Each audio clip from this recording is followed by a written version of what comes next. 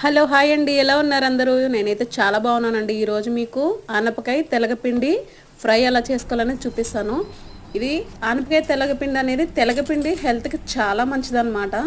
ఈ రోజుల్లో ఎవరు కూడా ఆ తెలగపిండి అనేది వాడట్లేదు. ఇది మా పాతకాలం వంట, మా చిన్నప్పుడు బాగా తినేవాళ్ళం అన్నమాట. నాకు ఎవరు చేసింది పెట్టింది కాదు, నా ఓన్గానే నేను చేస్తున్నాను ఈ వంటని. సో నేను చిన్నప్పుడు తిన్న తెలగపిండి ప్రతి కూరల్లోనూ నేను వాడతానన్నమాట. ముఖ్యంగా ఆనపకాయలో తెలగపిండి వేసుకొని వండుకుంటే చాలా బాగుంటుంది. ఆనపకాయని చిన్న ముక్కల కింద కట్ చేసుకొని 2-3 విజిల్స్ వచ్చేంత వరకు మనం కుక్కర్లో వేసుకోవాలి. ఇప్పుడు మనకి తాలింపుకి ఏంటంటే శనగపప్పు, మినపప్పు, కొంచెం జీలకర్ర, ఆవాలు, మెయిన్ మనము ఎల్లుల్లిపాయలు ఎక్కువ క్వాంటిటీ తీసుకోవాలి. అది ఎల్లుల్లిపాయలు అనేది ఫ్రైలోకి చాలా బాగుంటుంది. మెయిన్ అది స్మెల్ కోసం కూడా, హెల్త్కి కూడా చాలా మంచిదన్నమాట. కొంచెం కరివేపాకు, ఎండుమిర్చి. ఇది తెలగపిండి చూసారు కదా, నేను ఆంధ్రా నుంచి అయితే తెప్పించుకున్నాను. అది ఫ్రిడ్జ్లో స్టోర్ చేసుకుంటే చాలా రోజులు నిలువ ఉంటుంది. బయట అయితే పెట్టకండి, పురుగు వచ్చేస్తుంది, తొందరగా పాడైపోతుంది అనమాట. సో నేను 2-3 విజిల్స్ పెట్టుకున్నాను కదా, చూడండి ఆనపకాయ అయితే ఇలాగా కుక్ అయిపోయింది. ఆనపకాయ కొంచెం ఉడకడానికి ఒక్క హాఫ్ టీ గ్లాస్ అయితే వాటర్ వేసుకొని కుక్ చేసుకోండి.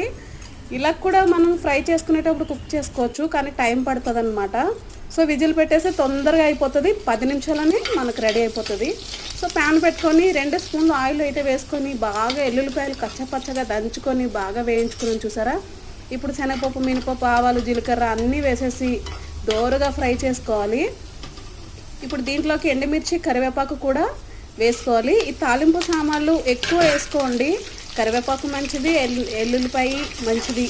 సో ఇవన్నీ కూడా బాగా ఎక్కువ వేసుకుంటే ఫ్రై అనేది చాలా టేస్ట్గా ఉంటుంది, చాలా చాలా బాగుంటుంది. కొంతమంది ఆనపకాయ పాలు వేసుకొని ఫ్రై చేసుకుంటారు, అవసరమే లేదండి. ఇది తింటుంటే ఒక్కొక్క ముద్ద తింటుంటే ఎంత టేస్ట్గా ఉంటుందంటే, మెయిన్ చిన్నపిల్లలకి, ఏజ్ వచ్చిన పిల్లలకి, పీరియడ్స్ ప్రాబ్లమ్స్ ఉన్న వాళ్ళకి కూడా ఈ తెలగపిండి అనేది నడుము నొప్పికి కానీ, కీళ్ళ నొప్పులకు కానీ అన్నిటికీ కూడా చాలా బాగా పనిచేస్తుంది అనమాట.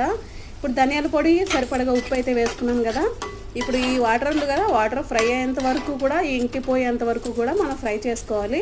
వాటర్ దగ్గర పడుతుంది కదా, లాస్ట్ మూమెంట్లో కొంచెం వాటర్ ఉంటుండగా ఇప్పుడు తెలగపిండి వేసేసుకోవాలి. మెయిన్ ఇంగ్రీడియంట్ ఏంటంటే దీంట్లో ఎల్లుల్లిపాయ, తెలగపిండి. దీనివల్ల ఆనపకాయ టేస్ట్ అనేది చాలా బాగుంటుంది, చాలా హెల్త్కి కూడా చాలా మంచిదన్నమాట.